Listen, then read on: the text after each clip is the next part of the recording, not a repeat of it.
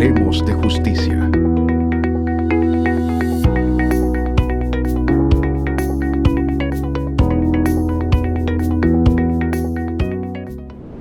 Good morning. I'm Andrew Solomon of the Rule of Law Ideas Collab in Washington, D.C. I'm here to present you a new episode of Let's Talk About Justice, the podcast of the judicial branch. And today we're fortunate to have with us Judge Dorota Zabłudowska from Poland. So to begin with, Judge Zabludowska, how would you define the concept of open justice? And why do you consider it relevant for strengthening judicial independence? Oh, I think that open justice is imprinted in judicial independence because, to me, if the courts are to be independent, then the people have to trust them.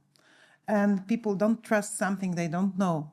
So when the people get to know the courts, they can consider them really their protection and their resort of solving their problems. And then they will not allow anyone to touch them. So from the open justice comes judicial independence, external, because the internal one is always within the soul of a judge. That's great. So from your experience in Poland, where judges are often criticized in the media, how do you think open justice can help improve the public perception of judges? And what have been the main achievements and the obstacles in implementing open justice practices in the Polish judiciary? Mm-hmm. Well, I would differentiate between the official communication of the judiciary and the communication of judicial associations. And I will start with the second one because I consider it a success. After the constitutional crisis in 2017, we decided that we have to develop communicating mechanisms with the society. So we created profiles on social media, all kinds of social media like Facebook, Instagram, Twitter at that time. And we also, from among ourselves, we created a team of semi-professionals who would manage the communication so that the people will know what the association is doing, that the judges are human beings and not, stuck in the courtrooms. And that really helped for the society to know us and to appreciate us. So some of our colleagues who were harassed during that time even became role models or icons for the citizens. And on the other hand, the official communication, I think it could improve because it tends to be slow in responding to what's going on. I mean, the court takes a judgment and the judges, some of them at least, they cannot communicate the grounds of the judgment in the way that people would understand that, which is quite important when you take a controversial decision.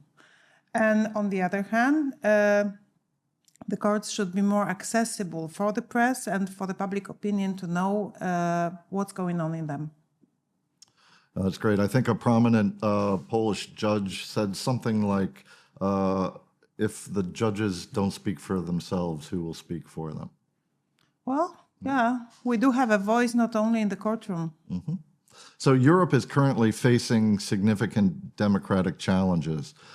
In what ways can open justice contribute to the strengthening of the rule of law and citizens' trust in European judicial institutions?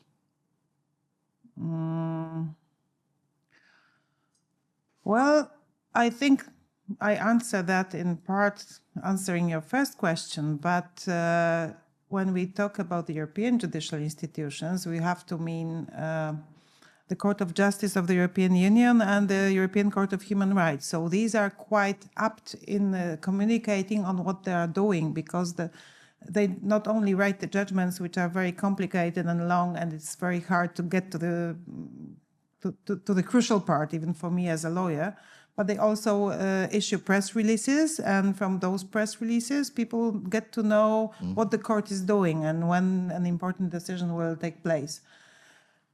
And as I said, no, it is crucial for other people to know what courts are doing. And having been in this conference for 2 days opened my eyes to so many more aspects of open justice that we could use. Yes, it's been a very useful conference. Throughout your career, have you observed differences among European countries regarding judicial openness? And what lessons do you believe Poland can share with other judicial systems in the region, in Europe? Well, judges in general tend to be reserved. We have our glass towers we like to sit in, or we were told to sit in. And once the crisis came to Poland and they tried to take the political power, tried to take over the judiciary, the citizens came for us and they said, well, we need you to speak out because we do not understand what is going on. You have to explain us.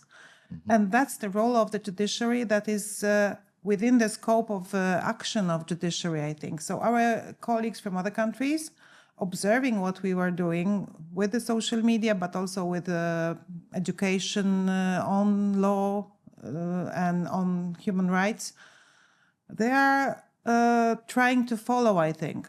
So it's, I think it's modern, and it's something that brings the judiciary closer to the people, because paradoxically, even though the other powers are elected, it is the judiciary that is closest to the people because we deal with the daily problems, so we know them the best.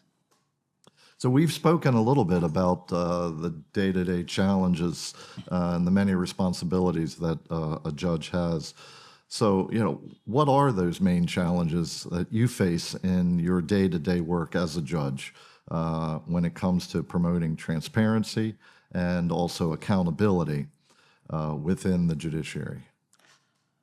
For me, it is always most important to place the people who come to court in the center of events.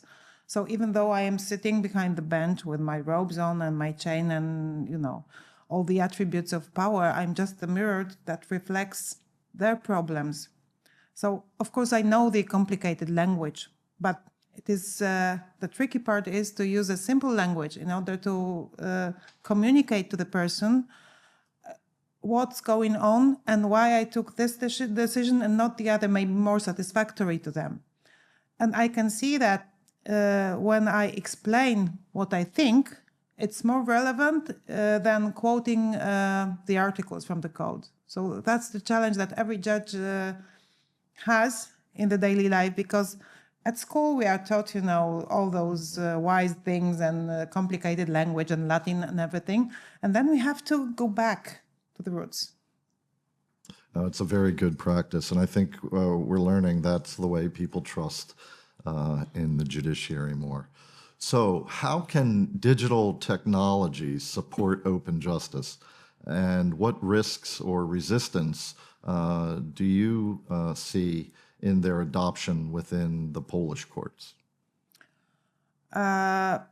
Digital technology means more transparency, because if you have electronic files that everybody can access from their home, which we don't have, unfortunately, then it is easier for the people to see their cases and see what's going on in the cases.